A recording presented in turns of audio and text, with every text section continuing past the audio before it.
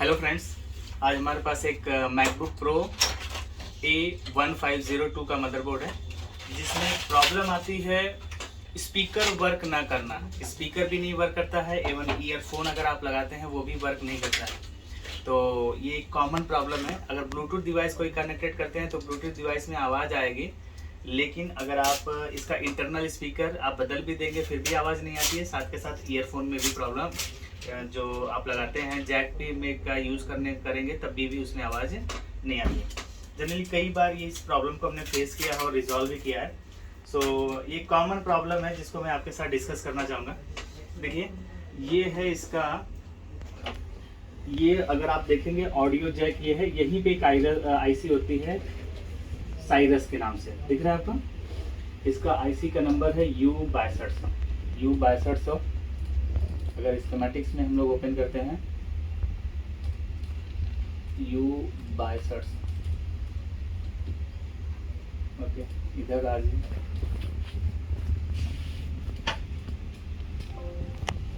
नहीं, 6201, सॉरी, ये 6201 ये आईसी।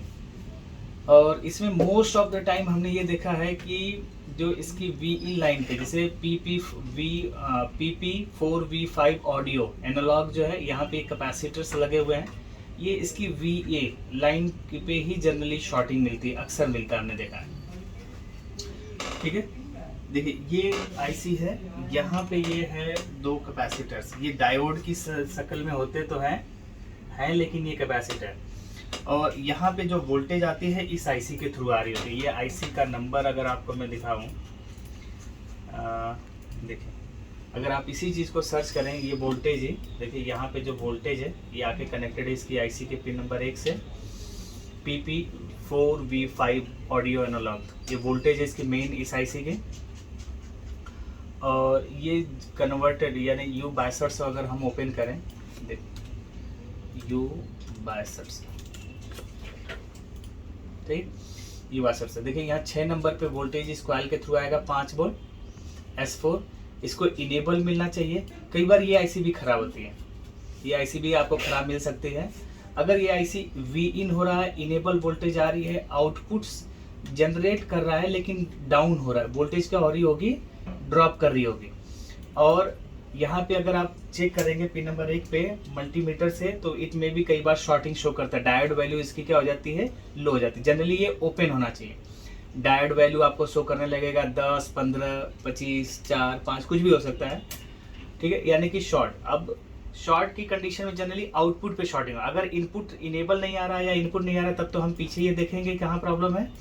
अगर इनपुट्स आ रही है, इनेबल आ रही है, आउटपुट बिल्कुल नहीं आ रही है, तो ये आईसी खराब है। अगर आउटपुट्स आ रही है, ड्रॉप हो रही है, तो जनरली शॉर्ट होता है। शॉर्ट की कंडीशन में जब इसी सिग्नल्स को चेक करेंगे, ठीक है, कंट्रोल, ठीक है, ये कैपेसिटर्स भी आपको बीप बताएंगे। ये जो टेंटेलम कैपेसिटर दिखा रहे हैं, जनरली आप चेक करेंगे तो ये बीप की शो करते रहते हैं। 6215, यहाँ पे देखिए 2 कैपेसिटर हैं। अगर इस आईसी के पास देखें, एक आईसी है, ये कैपेसिटर है 6215 और दूसरा है 6217, ये बीप कर रहे होते हैं। कभी कभी ऐसा हो सकता है कि ये कैपेसिटर में से दोनों में से कोई एक शॉर्ट हो, otherwise most of the time आप इन कैपेसिटर और इस आईसी को निकालते हैं फिर भी इस पिन नंबर 1 पे शॉर्टिंग आपको दिखाता ही है। तो अब आईसी जब रिमूव करते हैं तो ये शॉर्टिंग क्या हो जाती है, शॉर्टिंग हट जाती है ऐसी केस में। और ये आईसी बॉल वाली है, इस बॉल वाली आईसी को दूसरे किसी भी स्क्रैप बोर्ड, डोनर बोर्ड से आप इस्तेमाल कर सकते हैं और रिवॉल्व करके इसको यूज़ कर सकते हैं। अगर आईसी के ये वाली लाइन दूसरे डोनर बोर्ड पे चेक करेंगे कि इसके सराउंडिंग के कोई कैपेसिटर शॉर्ट नहीं बताना चाहिए, प्लस ये C217 C6217 6215 ये दोनों ही शॉर्ट नहीं बताने चाहिए। तो मोस्ट ऑफ द टाइम जो होती है आईसी बोर्ड की, जो आईसी होती है वो ओके होती है। अपनी हमने एक बोर्ड से आईसी निकाल भी लिया है, अब इसको रिवॉल्व करना भी हम साथ के साथ इसी वीडियो में दिखाएंगे, ठीक है। रिवॉल्व करने के लिए आपको मार्केट्स में ऐसी प्लेट्स मिल जाएंगे, हमारे पास है। अब इसके लिए बेस नहीं है, लेकिन बिना बेस के भी हम लोग इसको रिवॉल्व कर सकते हैं। एक टिश्यू पेपर पे इसको रख लिया हमने, ठीक, और इसको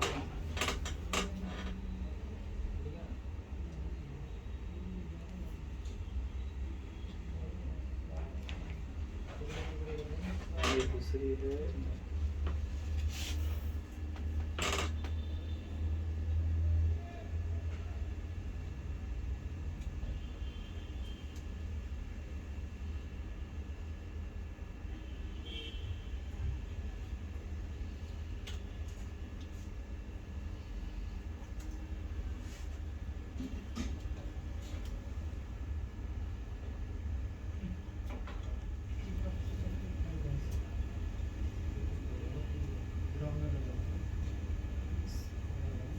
ये एडजस्ट कर लेंगे इसको सही से।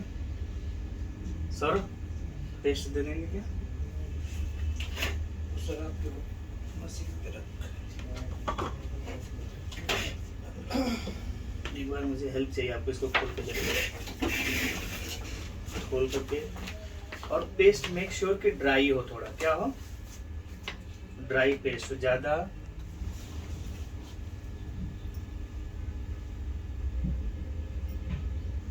ड्राई वाला पोर्शन कर निकाल। ठीक है,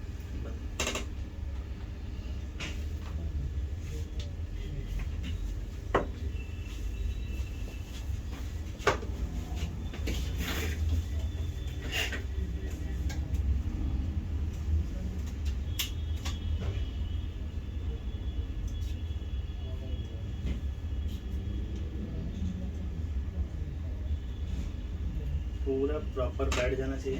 ठीक है, पेस्ट सही से लगे। और एक बार इसको क्या कर लेते हैं कि ठीक है,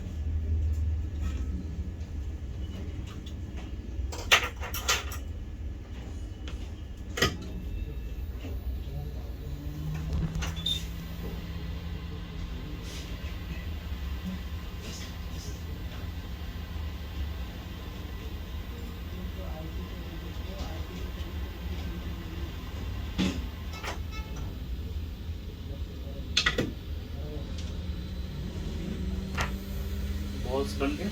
ठीक है,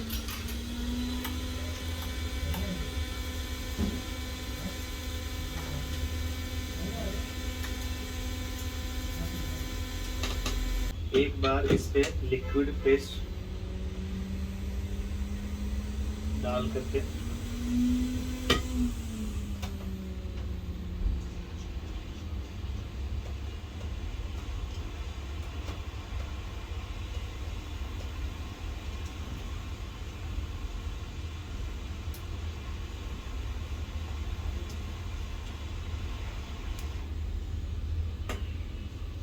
आईसी रेडी हो गया। ठीक है,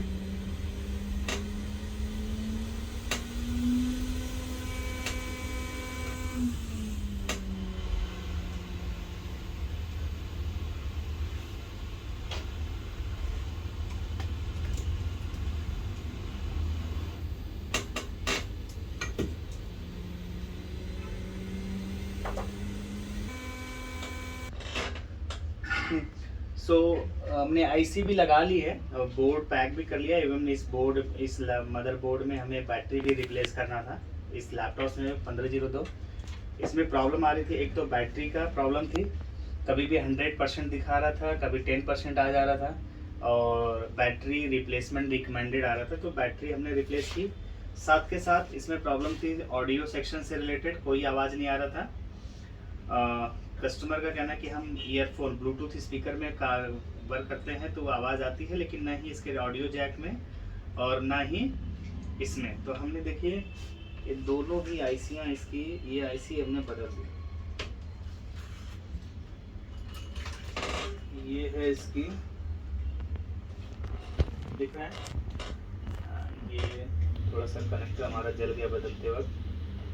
ये साइरस वाली आईसी बदल दी, और ये जो 5 वोल्ट की आईसी जो है कन्वर्टर जो 4.5 वोल्ट बना रही है उस आईसी, हालांकि ये ठीक थी, फिर भी हमें थोड़ा सा इसके पिन डैमेज दिख रही थी, पिन नंबर 1। तो हमने ये आईसी और ये आईसी दोनों बदल दी। ठीक है, और ये दोनों बदल दिया गया है। बैटरी रिप्लेस कर दी गई है इसका, इस बोर्ड लैपटॉप में। अभी ऑन कर रहे हैं।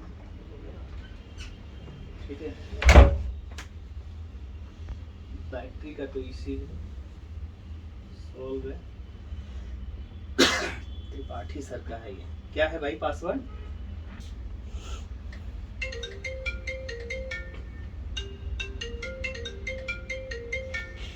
इसका आईफोन बज रहा है, मुझे लगा आवाज यहाँ से आ गई। ऐसे आवाज आती है? चलो चलो। हाँ, राहुल त्रिपाठी का भी हुआ नहीं है, नहीं हुआ। क्यों हुआ नहीं? क्यों? मॉर्निंग में कल शाम को मिलेगा। ठीक।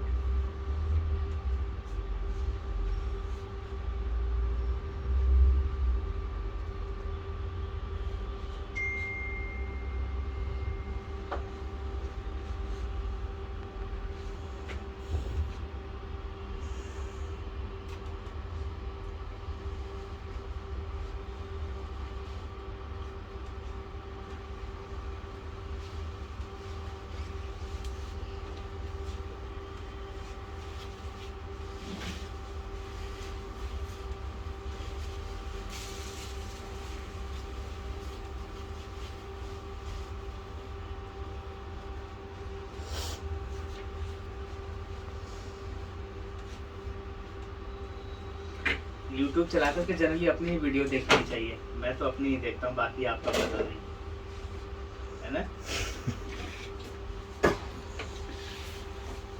मास्टर दिनेश आ रहे हैं भाई, ठीक है।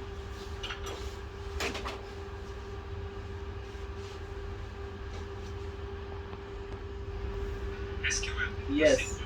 Is an absolute must-have to have if you want to even think about starting your career as a data analyst. आवाज नहीं आ रही थी इसमें।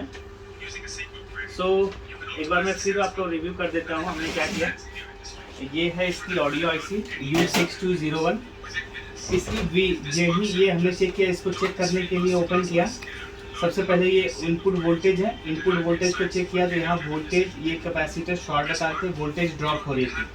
4.5 वोल्ट की जगह पे आपकी 1.5 वोल्ट या ऐसे कभी 0 वोल्ट कभी 1.5 वोल्ट ऐसे आ रही थी। ऑन करके ऑफ करते, ऑन करते ही चल रहे थे, वोल्टेज ऑन ऑफ रहे, क्योंकि ये कैपेसिटर शॉर्ट बता रहे थे। ठीक है, हमने रिवर्स में देखा, इसको सर्च किया तो एक आईसी है जो 5 वोल्ट को 4.5 वोल्ट में कन्वर्ट करे, U6200। ये आईसी ओके थे, इनपुट भी आ रहा था, इनेबल भी आ रहा था, फिर भी आउटपुट पे शॉर्टिंग आ रही थी। तो हमने एक बार दोबारा हमें लगा कि इट मे भी पॉसिबल कि ये 2 टेंटेलन कैपेसिटर हैं बड़े वाले, ये शॉर्ट हो सकते हैं। इनको निकालने के बावजूद शॉर्टिंग हमारी डायोड वैल्यू ओपन नहीं हुई, तो अब इस आईसी को हमने रिमूव किया। ये आईसी रिमूव करते ही हमारी डायोड वैल्यू एकदम ओपन हो गई यहाँ पे दोनों कैपेसिटर पे, और वी इन वोल्टेज भी सही आने लगा। ठीक है, यानी कि जो यहाँ पे अगर आप चेक करेंगे ना इस लाइन को, तो डायोड वैल्यू 10 दिखा रहा था। ठीक, अब इस आईसी को हमने दूसरे बोर्ड से निकाल करके रिवॉल्व कर लिया। रिवॉल्व करने के लिए हमने स्टेंसिल का, यूनिवर्सल स्टेंसिल का इस्तेमाल किया। रिवॉल्व करने के बाद लगा दिया गया है, अब बोर्ड ऑन परफेक्ट है। दूसरा, हमें इस बोर्ड में प्रॉब्लम थी बैटरी से रिलेटेड। सो बैटरी तो सीधे सीधे रिप्लेस कर दी गई है, चार्जिंग लोड पूरा उठा रहा है। ओके